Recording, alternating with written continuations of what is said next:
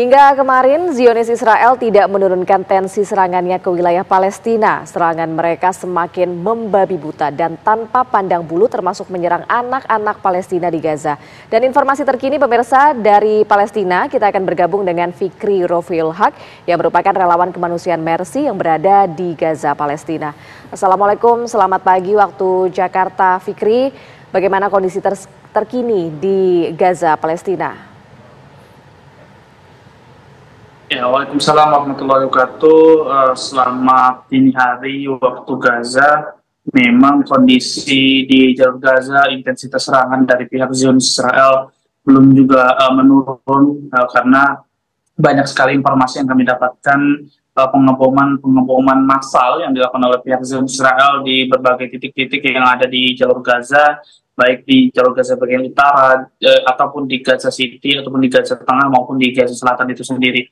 Dan memang kalau kita lihat dari intensitas serangan ini, Israel sedang fokus di Gaza City, di mana di beberapa wilayah seperti di Camp Shalti dan juga Kufa dan juga di Zaitun itu banyak sekali bombardir yang dilakukan oleh pihak Israel, sehingga banyak masyarakat yang meninggal maupun mengalami luka-luka dilarikan ke rumah sakit Baptis Al-Ahli Arab yang ada di kota Gaza. Namun dengan jumlah korban yang sangat signifikan, rumah sakit tersebut mengalami kewalahan dan juga kerepotan untuk menangani korban-korban jiwa maupun korban luka-luka. Dan Kementerian Kesehatan Palestina mengatakan dalam 24 jam terakhir Israel melakukan 3 pembantaian sehingga menyebabkan 47 orang meninggal dan juga 121 lainnya mengalami luka-luka, sehingga total korban jiwa sejak 7 Oktober lalu sampai hari ini menyentuh angka 37.598 dan juga korban luka-luka menyentuh angka 86.032 orang, di mana 74% mereka adalah anak-anak dan juga perempuan. Dan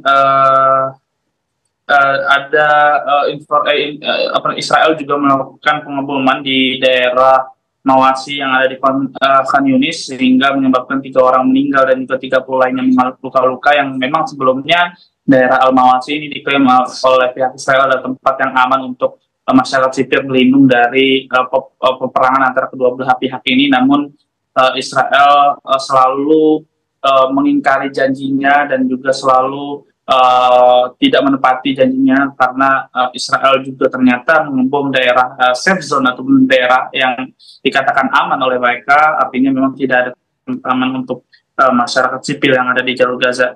Dan saat ini rumah sakit juga mengalami kendala kekurangan bahan bakar, salah satunya dari rumah sakit lapangan Al-Kuwait yang ada di Khan Yunis, Gaza Selatan, di mana direktur rumah sakit tersebut mengatakan bahwa generator utama rumah sakit tersebut mati, akibatnya membutuhkan segera bantuan ataupun bahan bakar untuk menyalakan atau mengoperasikan rumah sakit tersebut, karena memang kita tahu bahwa rumah sakit sangat-sangat benar membutuhkan bahan bakar karena untuk menjalani proses-proses untuk merawat korban-korban, membutuhkan alat-alat yang memang harus selalu dipakai untuk listrik. Dan juga informasi yang kami dapatkan juga ada seorang anak yang meninggal akibat kelaparan yang ada di Gaza Utara. Ini juga menambah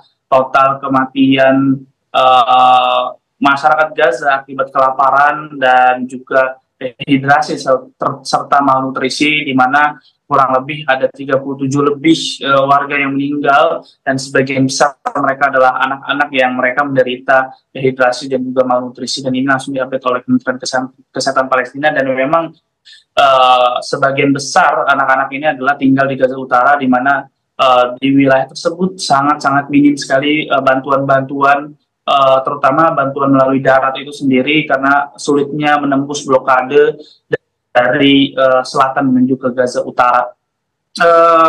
Perdana Menteri Israel Benjamin Netanyahu juga memang beberapa pekan lalu ataupun beberapa hari yang lalu juga sudah membubarkan kabinet perang yang dilakukan oleh dia, dan juga sebuah media di Israel, Channel 14, mengatakan bahwa Benjamin Netanyahu mengatakan bahwa mereka bersedia menerima kesepakatan mengenai proposal gencatan senjata untuk memang memulihkan tahanan-tahanan yang ada di Jalur Gaza. Namun dia juga mengatakan bahwa mereka juga akan melanjutkan peperangan setelah gencatan senjata. Artinya memang dari pihak Israel sendiri tidak ingin atau tidak menginginkan gencatan senjata secara permanen, namun seperti yang berlaku pada tahun lalu, di mana mereka hanya ingin melakukan gencatan senjata sementara, namun dari pejuang-pejuang Palestina ataupun dari kelompok Hamas juga memang menekan untuk mereka hanya menerima proposal gencatan senjata permanen, bukan hanya bersifat sementara. Dan Israel juga bukan hanya mereka membom, tapi mereka juga melakukan pemboman dengan senjata yang dilarang oleh internasional, yaitu bom fosfor putih, di mana ini sangat-sangat membahayakan sekali, bisa membakar paru-paru karena bisa terhirup karena jenisnya adalah asap gitu. Tapi mereka juga bukan hanya membom di Jalur Gaza, namun informasi yang kami dapatkan juga saat ini mereka juga membom di Lebanon, di beberapa wilayah titik. Artinya saat ini Israel juga menghadapi serangan-serangan bukan dari pejuang Palestina, namun dari kelompok-kelompok lain. Ya, Fikri, lantas apa yang disasar Israel saat ini? Karena berdasarkan kabar terakhir yang kami terima, sebuah klinik digempur serangan udara. Ya, memang Israel juga sebenarnya sudah berkali-kali mereka melakukan serangan-serangan terhadap fasilitas-fasilitas kesehatan ya.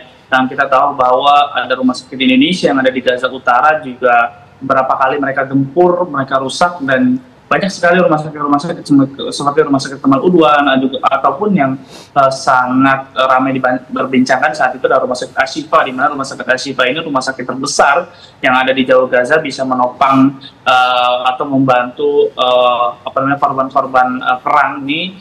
Namun Israel memang belakang kali ini juga mereka melakukan serangan-serangan terhadap klinik, dan seperti biasa ketika pihak Zionis Israel mereka melakukan serangan-serangan, selalu mereka membuat video-video propaganda bahwa di rumah sakit itu adalah tempat sembunyinya para tentara Hamas atau para pejuang-pejuang lainnya, sehingga dengan dalih video tersebut mereka melakukan serangan-serangan terhadap rumah sakit. Bahkan di beberapa kesempatan juga mereka menangkapi para tenaga medis yang ada di Gaza dengan dalih mereka ikut dalam misi peperangan ini, ataupun mereka terafiliasi dengan Hamas ataupun pejuang-pejuang. Pada dasarnya memang banyak yang ditangkap adalah salah tangkap, di mana adalah para tim medis ataupun warga masyarakat sipil biasa yang memang tidak ada hubungannya dengan para pejuang Palestina. Baik, terima kasih atas informasinya Fikri Rofiul Haq langsung dari Gaza, Palestina.